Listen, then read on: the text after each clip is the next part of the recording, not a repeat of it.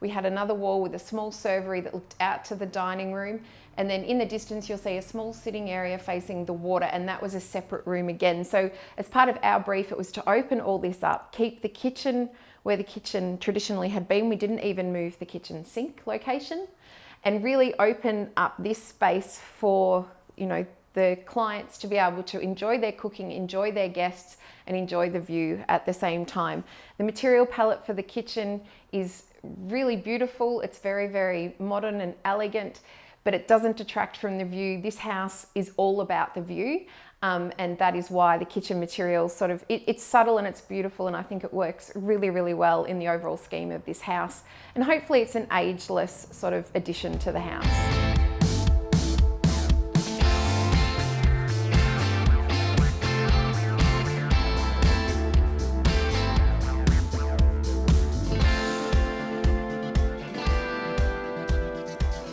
What we elected to do was a small space. Like I say, we didn't want to increase the footprint of the kitchen. So what we did was we deleted the wall that had been here, and then we added this wonderful pantry element behind us that you can see is a really great sort of pantry space. It has all the appliances and your dry food store. And then through this door here, we have access directly into the backyard and the car parking, which is at the rear of this property. So it kind of is a butler's pantry, but it's a solution that works in the space that we had without the requirement to move what is in fact double brick load bearing walls.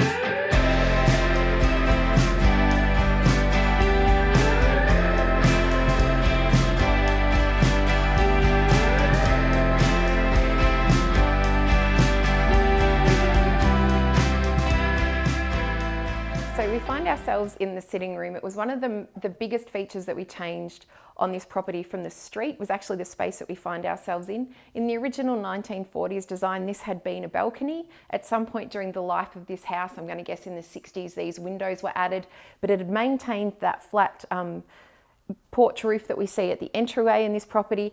Part of the client's brief to us was to be able to lift this ceiling, to continue the ceiling height from the existing house out into this space, connect it through to that living dining space. And that gave us the opportunity to put in a beautiful chandelier that references the circles and sort of is traditional back to the period of the house. So one of the great things about giving the opportunity to renovate some of these older properties is the ability to maintain some of the beautiful pieces that were made. So these are the actual original wardrobes that were put into the house in the 1950s. The only thing we've done is we've stripped off the varnish, which over time had yellowed, revealed the beautiful texture of the wood underneath, and we've added these contemporary sort of handles that are in fitting. But as you can see when we look inside the wardrobe, this is joinery that in this day and age is just not replicable. So it was my advice to the client was work with what we've got, enhance the natural beauty of it, and really celebrate some of the historical elements of this house. So the wardrobes were definitely, from this architect's perspective, something worth keeping. Okay, so this is the original bathroom. We didn't alter the layout as such. The only thing we changed was there was actually a toilet door behind me, which now we were flipped and turned into the laundry. We kept the vanity where it was with the beautiful window. We had custom made this beautiful mirror that I really like. The curve you'll see catches the curves throughout the existing house, so that looks really nice. It doesn't stop any natural light coming into the bathroom. This is a beautiful bright space. And then we did modernize the shower. We added a sliding door, which is just really, really elegant to use. And then we did a custom curve, again the curve reference on the vanity unit in here, making this a really contemporary space, but again, not really changing the overall structure, just working with what we had, making it really contemporary and keeping the material palette down to what the client was really aiming for, which was subtle and modern.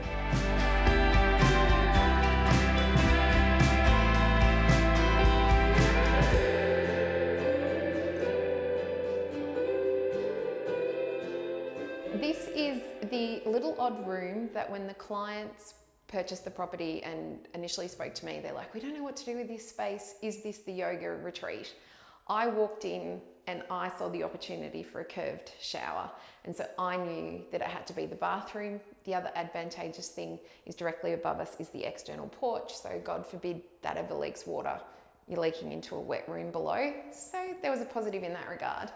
The challenge then became about tiling. To tile a curved wall, you need a really small tile. So we had a lot of hit and misses trying to get the right shape or the right colour tile in here, but we ended up finding the perfect little white Kit Kat, and we've sort of made this amazing little bathroom downstairs. It's got the original double hung window with the original security grille on the outside that we've just had powder coated in the weathered copper, and then we had made these vanity units. All the material palette for the vanity units in both this downstairs bathroom, the upstairs bathroom and the upstairs ensuite all match. And we've made what has to be my favourite bathroom to date.